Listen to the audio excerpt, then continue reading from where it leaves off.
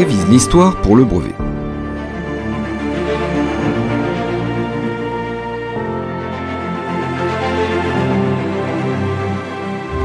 Bonjour à tous et bienvenue dans cet épisode spécial de notre podcast. Aujourd'hui, nous allons explorer l'essentiel du programme d'histoire pour le brevet des collèges. Je suis Stéphane Genet, votre hôte, et ensemble, nous allons parcourir les grandes périodes et événements clés de l'histoire, depuis la Première Guerre mondiale jusqu'à nos jours. Il s'agit d'un survol de révision. Si l'un ou l'autre des sujets vous intéresse, je vous invite à écouter les épisodes déjà publiés qui approfondissent la plupart des thèmes. Bon, cela étant dit, préparez-vous pour un voyage à travers le temps en suivant le programme officiel du brevet des collèges en France. Premier thème, l'Europe, un théâtre majeur des guerres totales 1914-1945. Commençons donc par le premier thème du programme. Entre 1914 et 1945, l'Europe a en effet été le centre de deux conflits mondiaux dévastateurs. La Première Guerre mondiale, 1914-1918. Alors cette Première Guerre mondiale, également connue sous le nom de Grande Guerre, a marqué un tournant majeur dans l'histoire mondiale.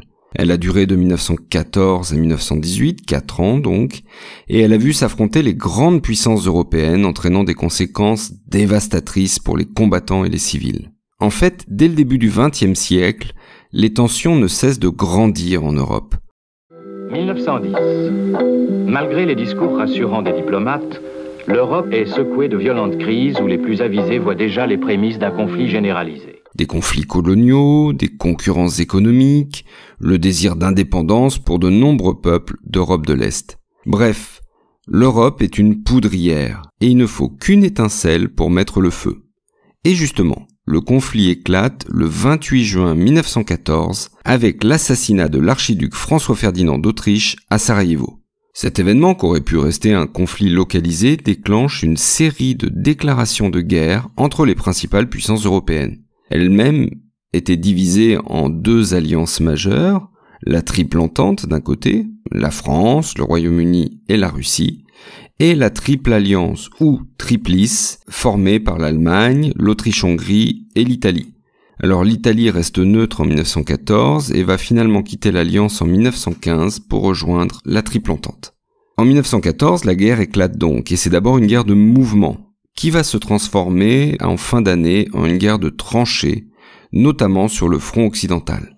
Alors une tranchée, qu'est-ce que c'est ? Ce sont de longues lignes de défense où les soldats subissent les tirs de l'artillerie, mais aussi la boue, les rats, les maladies et le manque de nourriture. Les conditions sont extrêmement difficiles. Et le but de ces tranchées, c'est d'empêcher l'ennemi de passer. Et donc l'obsession dans tous les camps va être de percer cette ligne de défense. Et puis après, nous on y est allés. Faut dire qu'on avait la colère.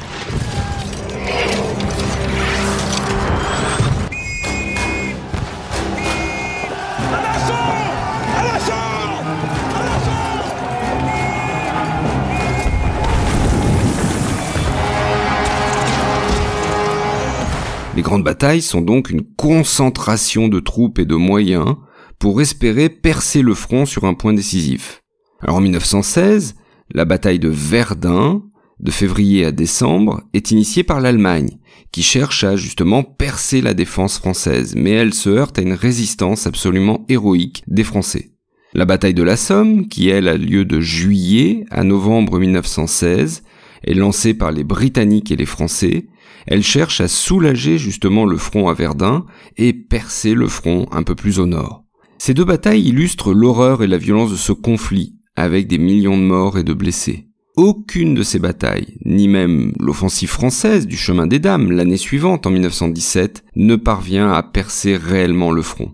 En fait, il faut attendre l'année 1918 pour que reprenne la guerre de mouvement. Et l'armistice, qui est signé le 11 novembre 1918, marque la fin des hostilités et la victoire des Alliés sur les empires centraux. Alors la Première Guerre mondiale a des conséquences profondes, humaines d'abord, près de 10 millions de morts et des millions de blessés. Économiques et sociales ensuite, avec les destructions massives, essentiellement sur le territoire français, pour le front occidental, et un traumatisme collectif.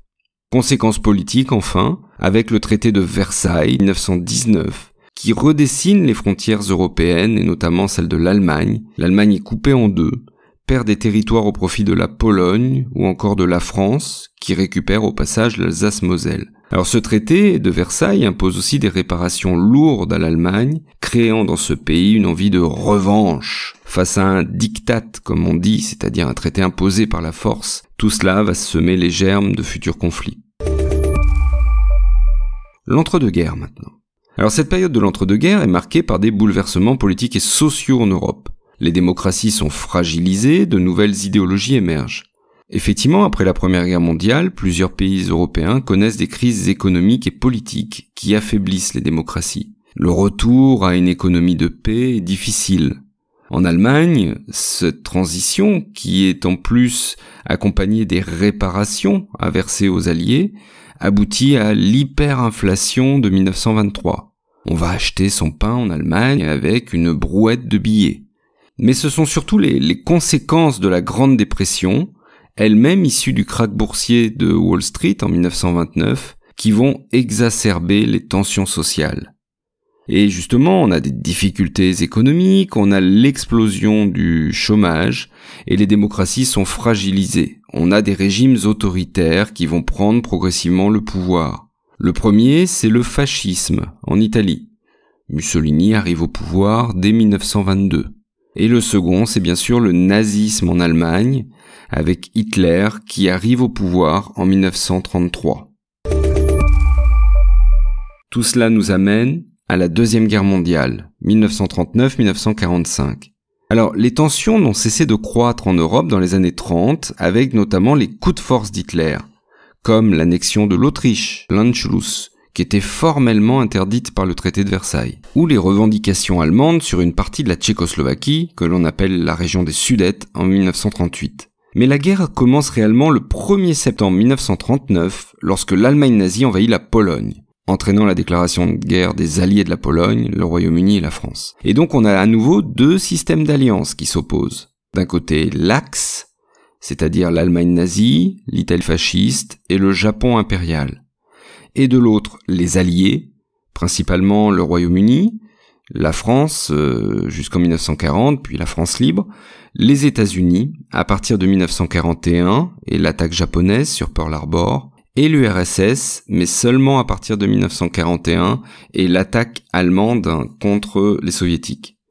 Le conflit de la Seconde Guerre mondiale va se caractériser par des campagnes militaires de grande envergure, et c'est une guerre totale qui vise à l'anéantissement des ennemis. C'est particulièrement vrai sur le front de l'Est, qui oppose l'Allemagne nazie aux soviétiques. Chaque camp ne conçoit que la destruction de l'adversaire, et donc c'est une guerre particulièrement terrible. La bataille de Stalingrad, entre la fin 42 et le début 1943, est acharnée. On se bat maison par maison, rue par rue, et finalement ce sont les Allemands qui se rendent. La bataille a fait plus de 2 millions de morts. C'est le tournant de la guerre en Europe. Tandis que la victoire américaine à Midway, en 1942, fait basculer, elle, la guerre du Pacifique du côté américain. Le débarquement de Normandie, le 6 juin 1944, permet d'ouvrir un nouveau front et d'affaiblir encore plus l'armée allemande, même si la guerre continue encore près d'1 an. Pendant la guerre, Allemands et Japonais se montrent d'une brutalité importante vis-à-vis des civils. Les nazis notamment passent de la ségrégation à l'extermination généralisée des juifs et des tziganes, avec la Shoah par balles dans un premier temps, puis à partir de 1942, des centres de mise à mort qui aboutissent à un total de 6 millions de victimes. Pendant la guerre, la France connaît une période particulièrement sombre. Elle est battue militairement par l'Allemagne en 1 mois et demi de combat en mai-juin 40. Et en conséquence, elle est ensuite partagée entre une zone occupée par les Allemands et une zone dite libre, en fait sous l'autorité du maréchal Pétain et du régime de Vichy, d'après le lieu où se situe la capitale de cette zone. Pétain est un vieil homme, il est âgé de 84 ans quand il prend le pouvoir, et il met en place une politique conforme à ses idées. C'est une politique réactionnaire, conservatrice et ouvertement d'extrême droite, qui l'amène dès l'entrevue de Montoire, le 24 octobre 1940, à collaborer avec l'Allemagne nazie. Mais tous les Français n'acceptent pas la défaite. Pour lutter contre l'occupant et continuer le combat, se développe ainsi une résistance intérieure, ainsi qu'une résistance extérieure, incarnée par Charles de Gaulle, à partir de son appel sur les ondes de la BBC le 18 juin 1940. Après le débarquement de Normandie le 6 juin 1944 et celui de Provence le 15 août, le pays est progressivement libéré par les Alliés, aidé localement par les forces de la résistance et une armée française reconstituée.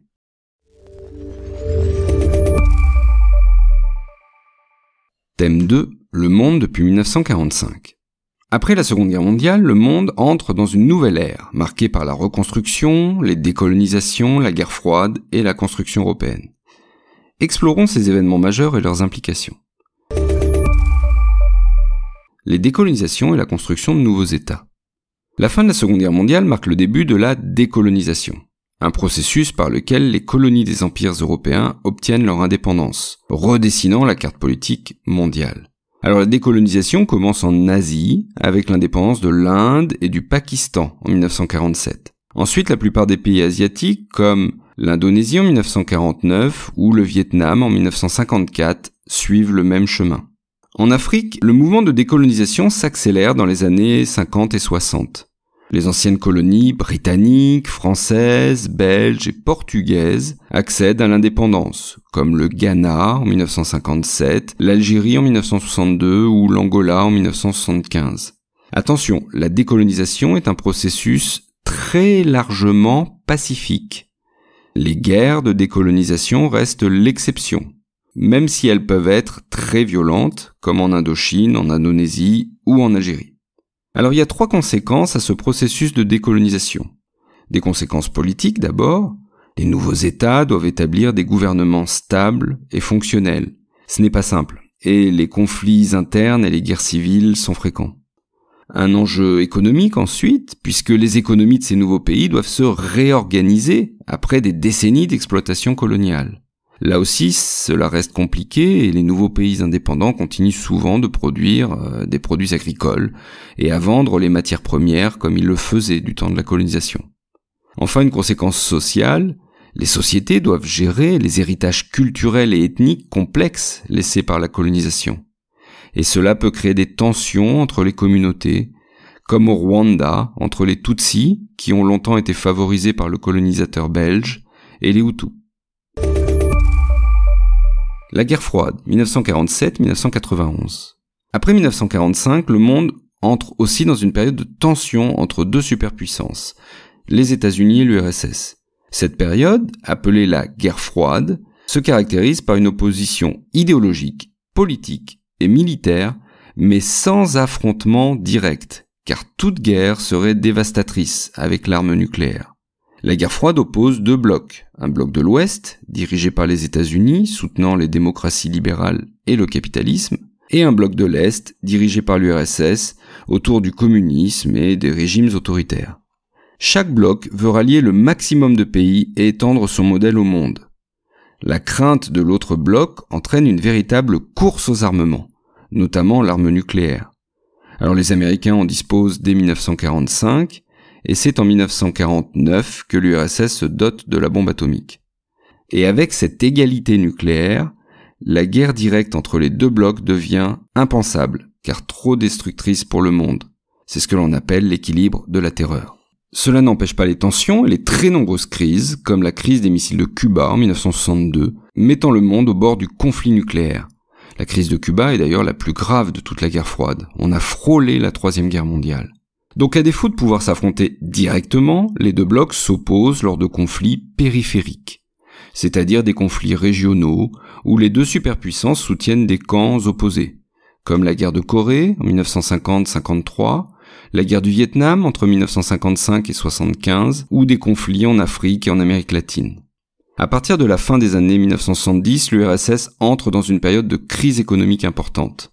L'élection de Mikhaïl Gorbatchev à la tête du pays en 1985 ouvre la voie aux réformes. La glasnost, ce qui veut dire transparence, la perestroïka, ce qui signifie restructuration, mais ce sont des réformes trop tardives et qui ne peuvent plus vraiment sauver un pays qui s'effondre sur ses bases, comme l'illustre la gestion calamiteuse de l'accident nucléaire de Tchernobyl en 1986. Les idées de Gorbatchev donnent en plus de l'espoir aux peuples d'Europe de l'Est qui manifestent et réclament des libertés. Et ces contestations aboutissent en novembre 1989 à la chute du mur de Berlin.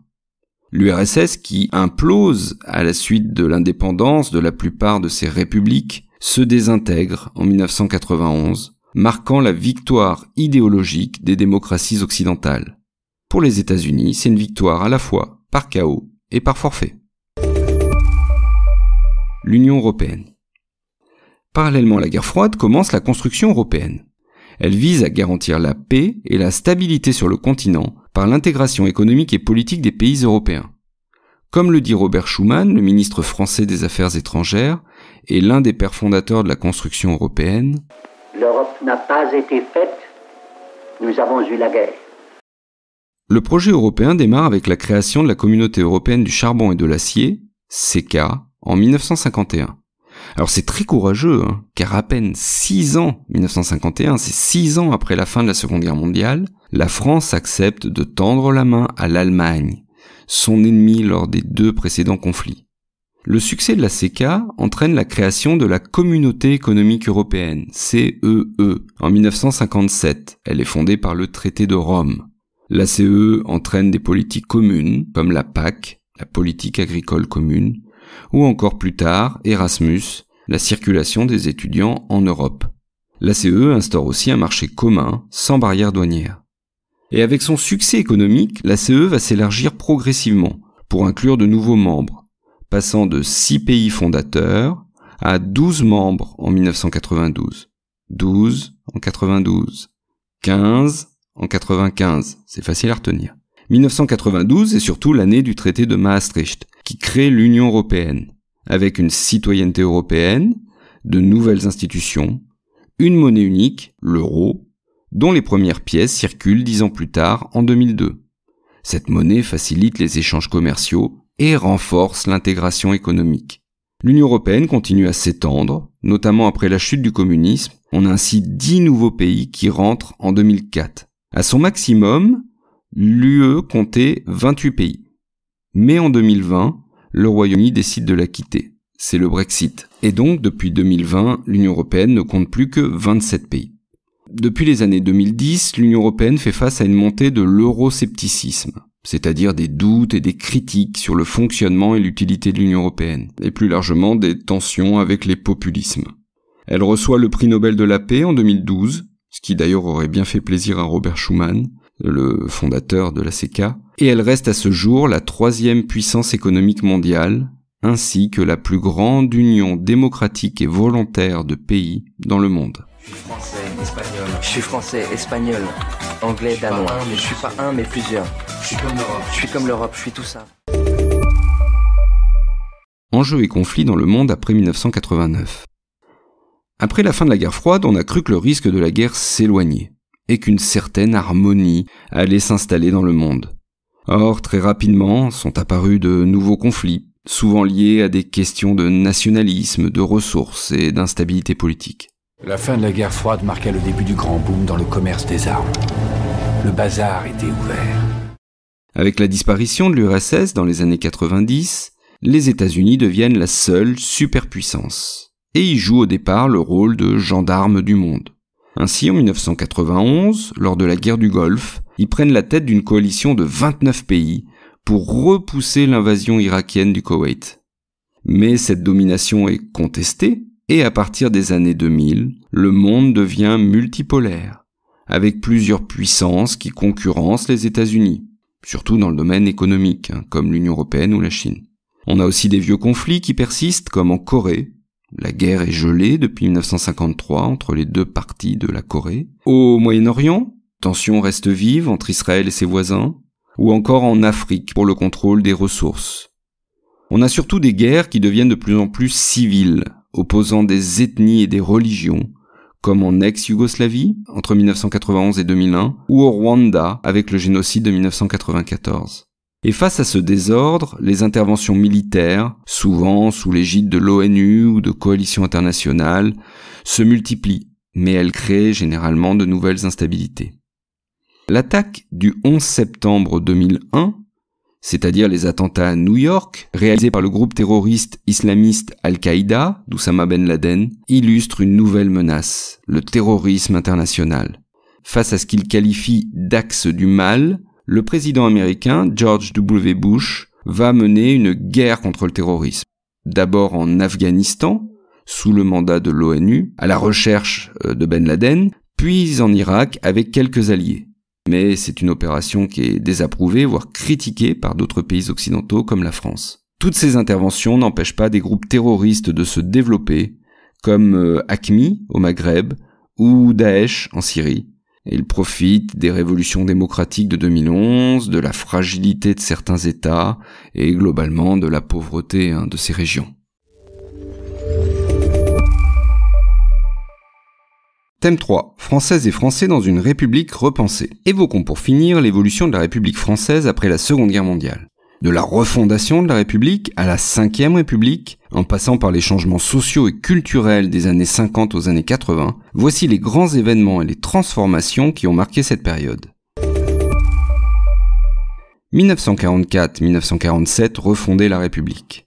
Après la libération de la France en 1944, il s'agit de rétablir la démocratie et les institutions républicaines.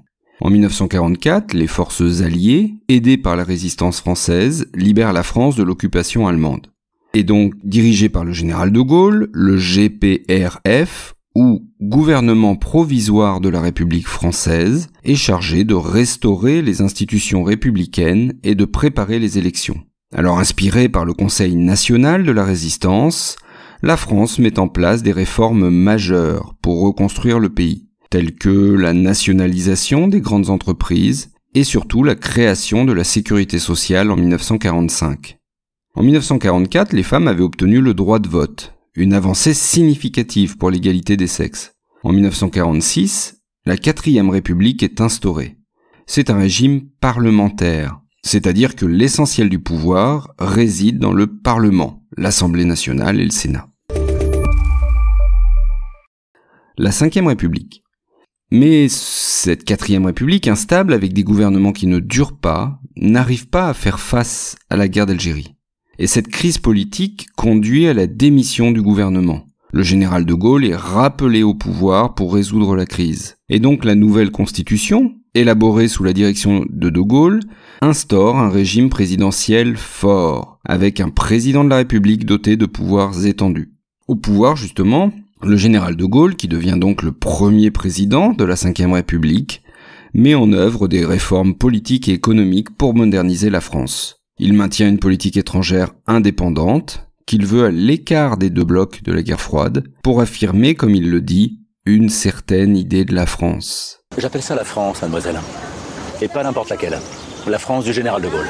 La 5e République survit à son fondateur. Quand le général de Gaulle quitte le pouvoir en 1969, c'est Georges Pompidou qui est élu. Puis ensuite Valéry Giscard d'Estaing. Et en 1981, la 5e République voit l'alternance politique, c'est-à-dire le passage au pouvoir d'une tendance politique à une autre. C'est l'élection de François Mitterrand, premier président socialiste de la 5e République.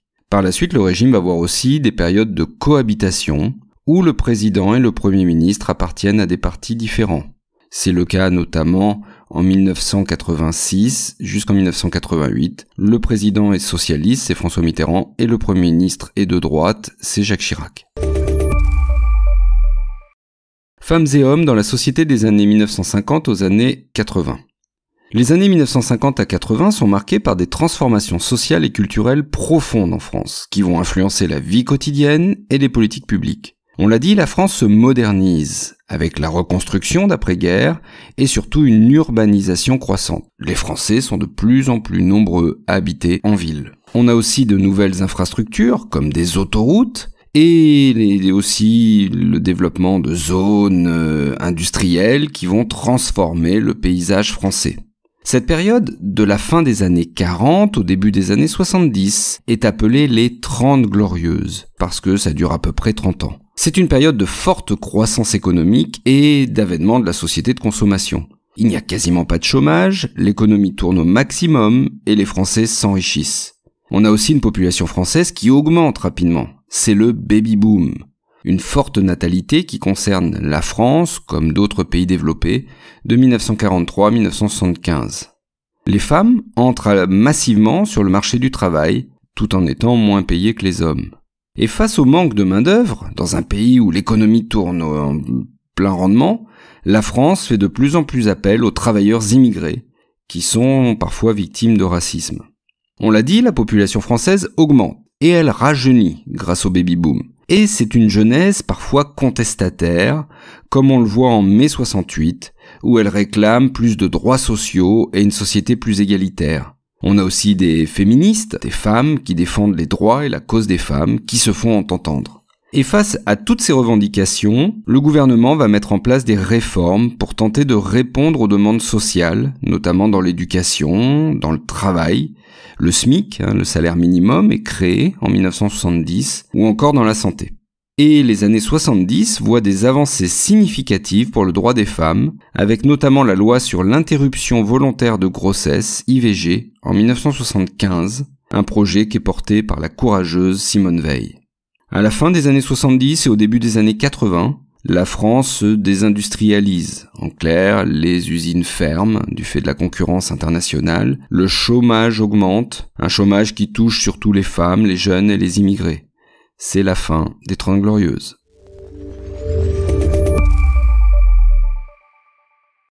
Voilà, nous avons fait un tour d'horizon des grandes périodes et des événements du programme d'histoire pour le brevet des collèges. J'espère que cet épisode vous a aidé à mieux comprendre ces sujets essentiels. N'oubliez pas de réviser régulièrement pour bien comprendre les repères chronologiques.